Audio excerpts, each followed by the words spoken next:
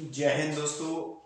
आज का जो हमारा टॉपिक है वे रहेगा भारत के संविधान के भाग 4 की क्लास। और यहाँ पर मैं लिख भी लेता हूँ भारतीय संविधान भाग 4 देखेंगे और हम इसमें आर्टिकल 36 से 51 तक स्टडी करेंगे। 36 से 51 तक आपके कंप्लीट हो जाएंगे। पिछली वीडियो में हमने भाग 3 फंडामेंटल राइट्स कंप्लीट कर लिया था और उसमें हमने 35 तक, क्योंकि 35 तो नहीं पढ़ते हैं, 32 तक हमने कंप्लीट कर लिए थे। तो 36 से 51 तक हम इस वीडियो में देखेंगे। तो अब इसका नाम रख दिया गया है DPSP, direct principle of state policies. राज्य के नीति निर्देशक, राज्य के नीति निर्देशक, राज्य के नीति निर्देशक तत्व। तो इस वीडियो में हम भाग 4 को कंप्लीट करेंगे और जो नेक्स्ट वीडियो आएगी उसमें हम 51 से आगे के आर्टिकल्स को देखेंगे। तो अब हम बात करते हैं डायरेक्ट भारत के संविधान के भाग 4 DPSP, direct principle of state policies क्या कहता है। अब सबसे पहले आप मोटा मोटा समझ लो कि डीपीएसपी क्या कहता है। राज्य के नीति निर्देशक तत्व क्या कहते हैं कि जब राज्य में नवनिर्वाचित सरकार आती है, नई सरकार जब राज्य में आती है, तो ऐसे में उस सरकार के कुछ उद्देश्य होते हैं, उसको उसको जनता के लिए पॉलिसीज बनानी पड़ती है, उसको जनता के लिए नियम बनाने पड़ते हैं। उन 5 सालों में अपने कार्यकाल में उसको जनता के लिए नियम बनाने होते हैं, जनता के उत्थान के लिए, लोक कल्याण के लिए। तो ये हो गया एक मोटा मोटा कि भाई राज्य के नीति निर्देशक तत्व क्यों स्टडी करते हैं हम। और जो 36 से 51 तक जितने भी अनुच्छेद है, लगभग लगभग आपके 15 और 16 अनुच्छेद आएंगे। तो उन अनुच्छेदों में बताए गए कुछ बातें, तो जब राज्य की नवनिर्वाचित सरकार जब राज्य में आती है तो उस टाइम पर उसको क्या करना पड़ता है, उन आर्टिकल के बेसिस के ऊपर उनको जनता के लिए नियम बनाने पड़ते हैं, उन आर्टिकल्स को ध्यान में रखना होता है। ऐसे ही कोई भी काम वे नहीं करते, उन आर्टिकल के बेसिस के ऊपर ही वे नियम बनाएंगे। तो ये तो हो गया एक मोटा मोटा। अब इसकी थोड़ी सी गहराई में जाते हैं कि जब भारत के संविधान का निर्माण किया जा रहा था, ड्राफ्टिंग कमेटी के head B are Ambedkar ji थे। तो फिर और जो संविधान सभा के सलाहकार थे बी एन राव, तो फिर बी एन राव ने ड्राफ्टिंग कमेटी के हेड बाबा साहब भीमराव अम्बेडकर को कहा कि आप ऐसा करिए, यहाँ पर आपने चीजें समझते जाना है, ध्यान से बातें सुननी। कि उन्होंने कहा कि आप ऐसा करिए, आप मूल अधिकार वन और मूल अधिकार दो पार्ट बनाइए। मूल अधिकार एक में उन बातों को शामिल करिए जैसा जो भाग 3 है, तो उसमें ऐसा करिए कि इनको न्यायालय में चुनौती दी जा सकती है। न्यायालय का चुनौती का मतलब है कि अगर इन हमारे संविधान जो हमारे मूल अधिकार है, अधिकारों के साथ अगर कोई शोषण करता है तो उसको कोर्ट में जाके चुनौती दी जा सकती है, कोर्ट में केस किया जा सकता है। अगर हमारे हमारे हमारे साथ शोषण करता है कोई, हमारे अधिकारों को छेड़ता है। परंतु ये तो हो गया एक, और जो दूसरे आप बनाओगे उसको ऐसा करिए कि आप इनको चुनौती नहीं दी जा सकती है न्यायालय में। आप इस तरह का प्रबंध कीजिए संविधान में, इस तरह से आप चीजों को शामिल करिए। केवल उन्होंने सलाह दी। तो चुनौती का मतलब है कि अगर पहले थोड़ा सा इसको और अच्छे से समझते हैं कि जैसे राज्य में जो सरकार आती है उसका काम क्या होता है, जनता के लिए पॉलिसीज बनानी, जनता का उत्थान करना है, कोई सरकारी नौकरी उपलब्ध करवानी है। जैसे इसकी आर्टिकल में 41 में है, 41 में कहा है कि भाई सरकार को क्या करना है, सरकार को जनता के लिए नौकरियां उपलब्ध करवानी है। ऐसे में सरकार को सपोज 4 साल बीत गए, इन्होंने कोई भी नौकरी नहीं निकाली, तो ऐसे में अब आप क्या करोगे? केस करोगे इनके ऊपर कि भाई आपने नौकरी नहीं निकाली, हम सरकार के ऊपर केस करेंगे? और नहीं, वहां पर लिखा गया है कि जो भागचार है उसको न्यायालय में चुनौती नहीं दी जा सकती, ये बात कही गई है। सिंपली उन्होंने कहा था कि भाई दो चीजें आप ऐसा करिए, दो आर्टिकल्स, दो अनुच्छेद, दो भाग बनाइए जिसमें एक को चुनौती दी जा सकती है न्यायालय में और एक को चुनौती नहीं दी जा सकती है न्यायालय में। अब उनकी बातों को माना गया। संविधान सभा जो ड्राफ्टिंग कमेटी के हेड बाबा साहब भीमराव अम्बेडकर ने कहा ठीक है जी, बहुत अच्छी बात है, हम इसको मानेंगे, और उन्होंने इम्प्लीमेंट भी कर दिया। देखो, अब उन्होंने मूल अधिकार 1 और मूल अधिकार 2 के तहत नहीं रखा। मूल अधिकार एक जो भाग 3 को तो मूल अधिकार नाम दे दिया गया, फंडामेंटल राइट नाम दे गया, परंतु 4 को उन्होंने मूल अधिकार का नाम ना देके डीपीएसपी दे दिया गया, राज्य के नीति निर्देशक तत्व दे दिया गया। भाग 4 पेपर में आ सकता है कि भाई राज्य जो नव निर्वाचित सरकार जब राज्य में आती है तो जो नियम वे बनाती है वो किस भाग में उसकी बात कही गई है, तो भाग 4 33 से 36 से 51 आ सकता है पेपर में क्वेश्चन कि भाई राज्य के नीति निर्देशक तत्व भाग 4 में कहा किन आर्टिकल्स को शामिल किया गया है, तो 36 से 51 तक के आर्टिकल्स को शामिल किया गया है, ये आपने ध्यान रखना है। और उसके उपरांत जैसे अब थोड़ी सी बात करते हैं इन आर्टिकल्स के ऊपर। मैंने कहा कि उनकी बात को स्वीकार कर लिया गया। जब उनकी बात को स्वीकार कर लिया गया तो उसके बाद उन्होंने 1 और 2 के तहत ना रख के इसको डीपीएसपी नाम दे दिया गया, जो फंडामेंटल राइट्स थे, तो ये तो उनकी बात मानी गई और इसको 3 के तहत रख दिया गया। अब डायरेक्ट हम बात करेंगे सीधी 36 से 51 तक आर्टिकल्स क्या कहते हैं। 36 से 51 तक के आर्टिकल सिंपली कहते हैं कि 36 कहता है राज्य की परिभाषा दी गई है, 36 में याद रखना है राज्य की परिभाषा। 37 में याद रखना है कि इन न्यायालय में इनको चुनौती नहीं दी जा सकती है। चुनौती का मतलब है कि भाई सरकार अगर काम नहीं कर रही है तो उनको ऐसा कोर्ट में पे नहीं कि बोला जा सकता है कि भाई सरकार काम नहीं कर रही है, हम इसको हम केस कर रहे हैं सरकार के ऊपर। पावर यहाँ जनता के हाथ में दी गई है। जनता अगर चाहे तो वे 5 साल के बाद उसको उखाड़ के फेंक भी सकती है, सत्ता से बर्खास्त भी कर सकती है। 38 में सिंपली कहा गया है कि राज्य की सरकार का काम है न्यायालय जैसे सामाजिक न्याय, आर्थिक न्याय और राजनीतिक न्याय उपलब्ध करवाना है।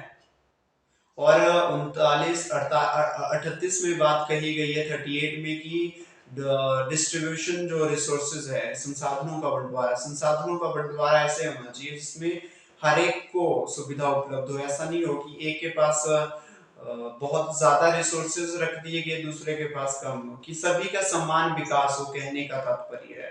फिर 40 हो गया, 40 में आपकी पंचायत आ गया। पंचायत से संबंधित बातें इसमें बताई गई है, कौन पंचायत किस तरह का वहां प्रशासन होगा, क्योंकि ये एक सत्ता का विकेंद्रीकरण है। जो आप पंचायतें पढ़ते हो, पंचायत आगे भी आपका स्पेशली एक भाग 9 पंचायत से संबंधित है, तो वहां अच्छे से समझेंगे इसको। 41 में कहा गया है सिंपली कि राज्य सरकार का काम होगा जनता के लिए रोजगार उपलब्ध करवाना, रोजगार के अवसर उपलब्ध करवाना, रोजगार जनता को देना। और 42 में सिंपली कहा गया है कि रोजगार ऐसा होना चाहिए, वातावरण वहां सही होना चाहिए। रोजगार तो दे रहे, अगर प्रदूषण वाला वातावरण जहां पर लोग काम नहीं कर पा रहे, अगर वैसा वातावरण दिया जा रहा है तो उस काम का कोई महत्व नहीं रह जाता है। अगर खुद को सुरक्षित महसूस नहीं कर पा रहा है वहां पर व्यक्ति। और 43 में सिंपली कहा है जब आप रोजगार दे रहे हो तो आपके पास आप जनता को या फिर जिसको उपलब्ध करवा रहे हो काम कि भाई उतना पारिश्रमिक दिया जाए कि वे अपनी आजीविका को चला सके, अपना भोजन, अपना पेट भर सके। 43-44 में सिंपली कहा गया है कि दो चीजें कही गई है। देखो, राज्य सरकार का काम है दो तरह के नियम बनाना, कि एक धर्म, एक ऐसे जो कि सभी धर्मों में लागू होते हैं, और दूसरे हर धर्म के लिए अलग अलग नियम है। जैसे लाउड स्पीकर के ऊपर अगर बोलते कि भाई पाबंदी लगा दी गई है, तो ऐसे में वे सभी धर्मों पर, चाहे गिरिजाघर हो, हिंदू टेम्पल्स हो, या फिर इस्लाम धर्म में हर एक मस्जिद की बात हो, तो हर जगह क्या होगा, ये लागू होगा। परंतु कुछ नियम ऐसे होते हैं जो विशेष पर्टिकुलर धर्म के लिए, तो हिंदू धर्म के लिए होगा, तो हिंदू धर्म के लिए ही होगा। क्रियाकलाप से संबंधित है तो फिर वे हिंदू धर्म के लिए ही होगा, और दूसरों के लिए, जो इस्लाम धर्म के लिए, तो वे इस्लाम धर्म के दो तरह के नियम बनाएंगे। और 46 कहता है कि राज्य सरकार का इस तरह के काम करेगी, पॉलिसीज बनाएगी कि 6 साल से कम उम्र की आयु के बच्चे के लिए स्वास्थ्य संबंधी सुविधा मुहैया करवानी है। ये आपका 46 हो गया। 47 कहता है कि भाई जो अनुसूचित जाति व जनजाति का क्षेत्र है उसके, 47 बोल रहा हूं मैं, तो जो अनुसूचित जाति व जनजाति का क्षेत्र है उनके प्रशासन की व्यवस्था की गई है, उसके प्रशासन की व्यवस्था की पॉलिसी बनानी है राज्य सरकार को। उसके बाद 48 आता है। 48 आगे कि वही जो भी आपके नशीले पदार्थ है, वाइन्स हो गई, आपका हर एक किसी भी तरह का नशीले पदार्थ, उनके ऊपर रोक लगानी है। तो ऐसे में आप देखो ना, अगर सरकार रोक नहीं लगा रही है तो आप सरकार के ऊपर केस कर रहे हो, कि केस करते हो कि सरकार शराब के ऊपर बैन नहीं कर रही, शराब को बैन नहीं, हम सरकार के ऊपर केस करेंगे, नहीं। यहाँ पर पावर अगर हकीकत में दी है तो वे जनता के पास दी है। न्यायालय में चुनौती नहीं दी जा सकती, पर जनता उसको 5 साल के बाद ये अपने वोट के माध्यम से बता सकते हैं कि नहीं, आपने 5 साल में कुछ काम नहीं किया, इसलिए आपको हम वोट नहीं देंगे। सत्ता सरकार राज्य में किसी और की भी आ सकती है, तो इसलिए ये पावर जनता के पास है, और जनता उस पावर को पहचान नहीं पाती है। उसके लिए है कि एमएलए बन गए तो अच्छा जी, एमएलए है तो एमएलए को कहीं पर एमएलए मिल रहे तो नमस्ते कर रहे हैं, चरण उनके छू रहे हैं जी। अब जनता को देखो ना, जनता एमएलए की गलती नहीं है, जो मंत्री उनकी गलती नहीं है, क्योंकि जनता जागरूक नहीं है। उनके लिए पावरफुल मंत्री है, परंतु हकीकत में ये, अगर मैं बताऊं, पावर जनता के पास है। अगर वे चाहे तो वे मंत्री से आम इंसान भी बना सकती है, और आम इंसान से मंत्री भी बना सकती है। तो 48 क्या कहता है, शराब के ऊपर पाबंदी लगानी है, नशीले पदार्थों के ऊपर। 49 कहता है कि भाई जितने भी दूधधारी पशु है उनके लिए गौशाला का प्रबंध करवाना है, और दूसरी बात, जो जंगलों में जो वाइल्ड एनिमल्स है उनके लिए संरक्षण उपलब्ध करवाना है। उसके बाद 50 कार्यपालिका और न्यायपालिका को अलग अलग किया गया है। इसको समझो थोड़ा सा, न्यायपालिका और कार्यपालिका को अलग अलग। न्यायपालिका तो आपकी कोर्ट आ गया, supreme court, high court, district court आ गया। कार्यपालिका आपकी जितने भी मंत्री हो गए, चाहे केंद्र सेंट्रल गवर्नमेंट की बात करें या स्टेट गवर्नमेंट की बात करें, तो अगर इन दोनों को अलग रखा गया, अगर जब अलग रखा गया तो ये जनता के हित में, अगर ये इकट्ठे होते तो कहीं ना कहीं ये जनता के लिए एक बहुत बड़ा, बहुत नुकसानदायक या फिर बहुत खतरनाक हो सकता था। देखो अलग अलग क्या सिस्टम है। सपोज आपके यहाँ से सेंट्रल गवर्नमेंट 4 लाइन बना रही है और आपका खेत बीच में आ जाता है, बीच में आ गया। अब आप सेंट्रल गवर्नमेंट, आपने यहाँ से 4 लाइन निकाल दी और सेंट्रल गवर्नमेंट बोल रही है कि आपको पैसा नहीं दिया जाएगा। आप गए सुप्रीम कोर्ट में और सुप्रीम कोर्ट में आपने सरकार के खिलाफ केस किया, तो अब सुप्रीम कोर्ट में सरकार के खिलाफ केस हो गया, और अब इस तरह से केस होने की बजाय से कि आपने केस जीत लिया और अब सरकार ने आपको दे दिया पैसा, 1 करोड़ आपकी जमीन का। बाप रे, 1 करोड़, 1 करोड़ आपको दे दिया। ऐसे में ये जब अलग अलग है, अगर सपोज करो ये इकट्ठे होते, सेंट्रल न्यायपालिका और कार्यपालिका, आपने केस किया सुप्रीम कोर्ट में, ठीक है, सरकार के खिलाफ। अब सरकार सुप्रीम कोर्ट के पास आ गई, भाई ऐसा करते हैं 50 लाख आप ले लो, 50 लाख मैं खा दूंगा, 50 लाख मैं रख देता हूं, तो फिर आप बोल दो इस बंदे को कि भाई आप केस हार गए हैं, अब आपकी जमीन अब सरकार के अंडर हो गई है। तो इस तरह से कई घटनाएं हो सकती थी। ये तो मैं सिर्फ एक एग्जांपल बता रहा हूँ, आप इस तरह से कई घटनाएं हो सकती थी अगर ये इकट्ठे होते। ये अलग अलग है। आप देखोगे ना, सुप्रीम कोर्ट एक ऐसा है, सुप्रीम कोर्ट नहीं, हर एक न्यायपालिका ये है जो कि ये अपनी वैकेंसीज अलग भरती है, ये अपने जो एम्प्लॉयज को पेमेंट खुद देती है। बल्कि एक बात याद रख लो कि जो मंत्री है वे पुलिस से नहीं डरते परंतु जजों से डरती है। क्यों डरती है? क्योंकि उनको पता है कि जजों के ऊपर उनकी हुकूमत नहीं चलेगी, जबकि पुलिस के ऊपर तो हुकूमत चला लेते हैं। ट्रांसफर न्यायपालिका जितने भी चाहे वो डिस्ट्रिक्ट कोर्ट का जज हो, वकील हो, सरकारी, इनकी ट्रांसफर वे खुद करेंगे। हर एक सुप्रीम कोर्ट न्यायपालिका खुद करेगी, इसमें कोई भी हस्तक्षेप ना मंत्री करता है, कुछ नहीं। इसलिए मंत्री ज्यादा डरते हैं इनसे कि जब ये अलग है, अगर इकट्ठे होते तो शायद कहीं ना कहीं ये भी पुलिस की तरह ही जो न्यायपालिका है कहीं ना कहीं सरकार के दबाव में काम कर सकती थी। तो ये कंप्लीट हो गया। ये आप समझ गए कि क्या कहती है 50 आर्टिकल न्यायपालिका और कार्यपालिका। लेकिन 51 सिंपली कहता है कि भाई राज्य में, सेंटर में, कि देश में एक शांति का माहौल उत्पन्न करना है। तो ये आपका कंप्लीट हो गया आर्टिकल्स 36 से 51 तक। अब नेक्स्ट वीडियो हम बनाएंगे, उसमें हम 51 से लेके आगे का जो संघ स्टार्ट करेंगे, भाग 6, सॉरी भाग 5 हम स्टार्ट करेंगे। तो चैनल को सब्सक्राइब और वीडियो को लाइक करें। Thank you. जय हिंद, जय भारत।